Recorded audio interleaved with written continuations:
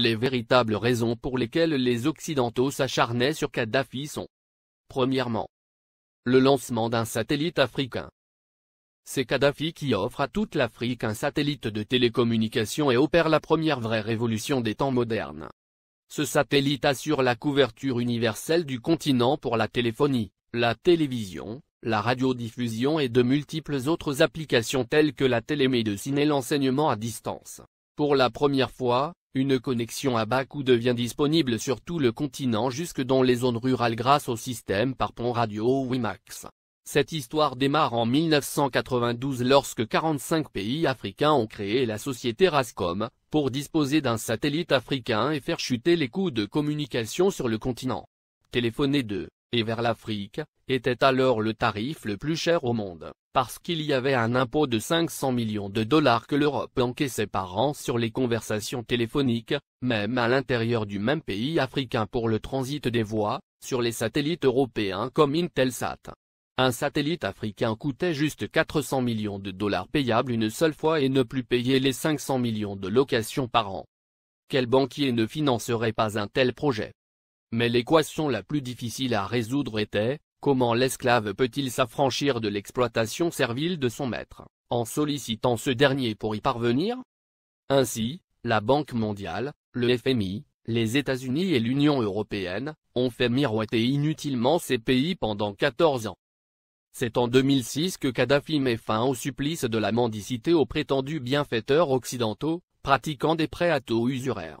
Le guide libyen a ainsi mis sur la table 300 millions de dollars, la Banque africaine de développement a mis 50 millions, la Banque ouest-africaine de développement 27 millions, et c'est ainsi que l'Afrique a depuis le 26 décembre 2007 le tout premier satellite de communication de son histoire. Dans la foulée, la Chine et la Russie s'y sont mises, cette fois en cédant leur technologie et ont permis le lancement de nouveaux satellites, sud-africains, nigérians, angolais, algériens et même un deuxième satellite africain est lancé en juillet 2010. Et on attend pour 2020, le tout premier satellite technologiquement 100% africain est construit sur le sol africain, notamment en Algérie. Ce satellite est prévu pour concurrencer les meilleurs du monde mais à un coût 10 fois inférieur. Un vrai défi. Voilà comment un simple geste symbolique de 300 petits millions peut changer la vie de tout un continent. La Libye de Kadhafi a fait perdre à l'Occident pas seulement 500 millions de dollars par an, mais les milliards de dettes et d'intérêts que cette même dette permettait de générer à l'infini et de façon exponentielle, contribuant ainsi à entretenir le système occulte pour dépouiller l'Afrique. Deuxièmement, l'institution d'un fonds monétaire africain entre autres. Les 32 milliards de dollars saisis par M. Obama appartiennent à la Banque centrale libyenne, et prévus pour la contribution libyenne à la finalisation de la Fédération africaine, à travers 3 projets phares. 1. La Banque africaine d'investissement à Sirte en Libye. 2. La création en 2011 du Fonds monétaire africain avec un capital de 42 milliards de dollars, avec Yaoundé pour siège. 3. La Banque centrale africaine avec le siège à Abuja au Nigeria. La première émission de la monnaie africaine signera la fin du franc CFA, grâce auquel Paris a les mains mises sur certains pays africains depuis 50 ans. On comprend dès lors et encore une fois la rage de Paris contre Kadhafi.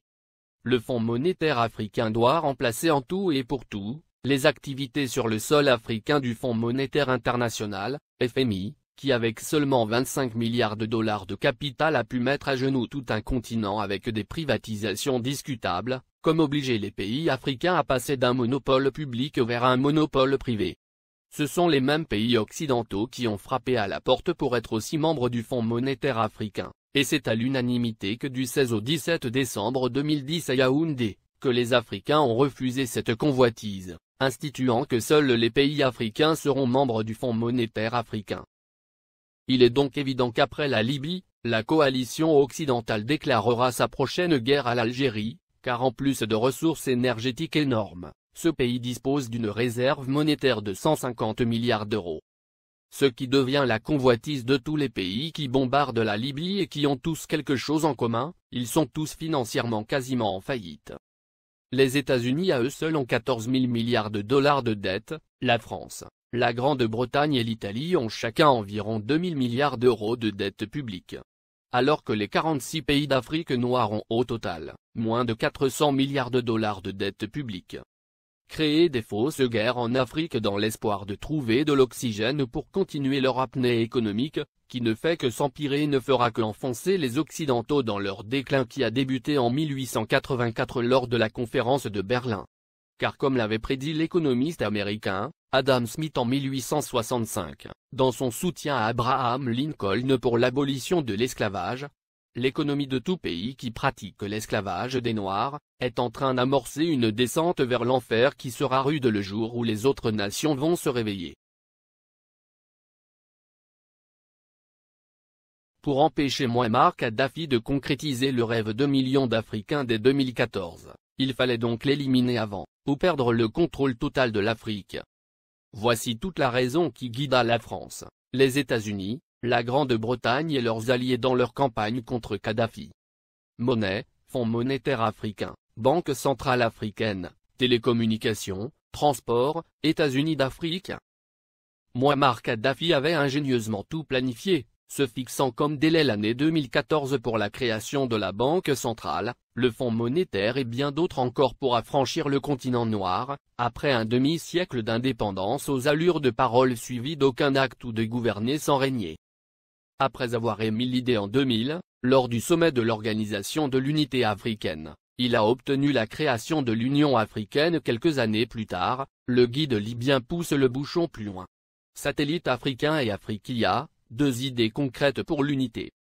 Mouammar Kadhafi pousse ses pairs à acheter un satellite africain pour que l'Afrique ait son indépendance en matière de communication. Il préfinance cet achat avec plusieurs centaines de millions de dollars américains. Il s'est dépensé sans compter. Ainsi, pour acheter le satellite africain, il a mis 300 millions de dollars sur la table, témoigne Moustapha Cissé, ancien ambassadeur du Sénégal en Libye, et ex-conseiller spécial de l'ex-président sénégalais Abdou Diouf, en charge du monde arabo-islamique. Le guide de la Jamaïria libyenne offrit ainsi Rascom CAF 1, le premier satellite de télécommunication entièrement dédié au continent africain et ses îles. Il a été mis en orbite le 20 décembre 2007. Cela a été le premier lancement de l'histoire pour tous les pays africains. Kadhafi lance également la compagnie de transport aérien, Afriquia Airways, qui assure la liaison entre les capitales africaines et régions du continent. La compagnie offrait 4 vols réguliers entre Tripoli et Dakar, Abidjan et Le Caire, et bien d'autres. Beaucoup de gens utilisaient la ligne Afriquia pour aller à Paris. Parce qu'on pouvait faire Dakar, Tripoli, Paris, et retour à 400 000 francs CFA, 615 €, ajoute le diplomate sénégalais. Alors Tripoli était devenue une plateforme de communication entre l'Afrique, le monde arabe et l'Europe. La monnaie et la Banque centrale africaine en 2014.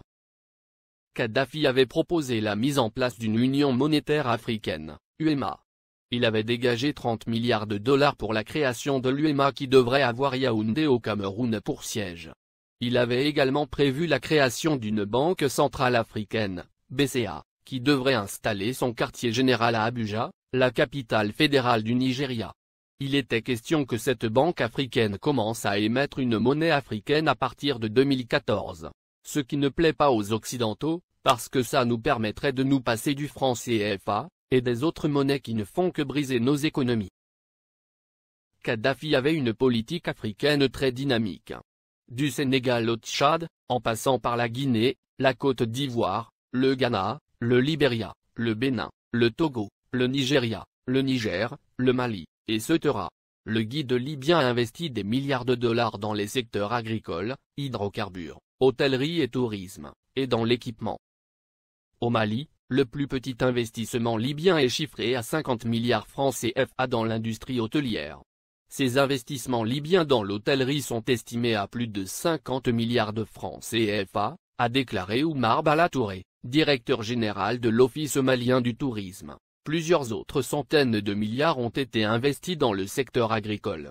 Pour les Maliens, Kadhafi est un homme qui s'est engagé pour la cause africaine. Le Conseil national de transition, CNT, est considéré au Mali comme un organe rebelle soutenu par la communauté internationale. Dès le début de la révolte à Benghazi, et l'entrée de l'aviation étrangère, des associations musulmanes et des partis politiques avaient organisé à Bamako des manifestations de soutien à Kadhafi, dénonçant une invasion occidentale. Le guide libyen a, par ailleurs, dégagé plusieurs milliards de dollars pour la création de banques sahélo-sahariennes au Sénégal, Mali, Niger, Mauritanie, Tchad, et Ceuta, et le rachat de plusieurs compagnies occidentales en Afrique pour réduire leur emprise sur les économies du continent. C'est par exemple le cas de Mobil Oil, du groupe américain, ExxonMobil, qui est devenu Oil Libya dans la majeure partie de la sous-région ouest africaine. La Guinée-Conakry doit sa toute première chaîne de télévision à Mouammar Kadhafi. Il le lui a offert au nom du peuple libyen comme présent au peuple frère de la Guinée en 1979. Il a également équipé l'armée guinéenne, de l'armement lourd aux uniformes des soldats pendant plusieurs décennies. Sans compter un appui financier gigantesque. La vie des Libyens de l'ère Kadhafi. 1. La Libye était le dernier pays sur la liste des pays endettés, la dette était à 3,3% du PIB, en France, elle était à 85%, aux USA à 88,9%, au Japon à 225,8%. 2. L'électricité à usage domestique était gratuite. 3. L'eau à usage domestique était gratuite. 4. Le prix d'un litre d'essence était de 0,08 €. 5. Les banques libyennes accordaient des prêts sans intérêt. 6. Les citoyens n'avaient pas d'impôts à payer, et la TVA n'existait pas. 7. Chaque famille libyenne, sur présentation du livret de famille, recevait une aide de 300 € par mois. 8. Pour chaque étudiant voulant faire ses études à l'étranger, le gouvernement de Kadhafi attribuait une bourse de 1627 € par mois. L'ONU, la France et les USA ont bombardé la Libye pour défendre leurs intérêts, objectif principal, détruire la création des États-Unis d'Afrique.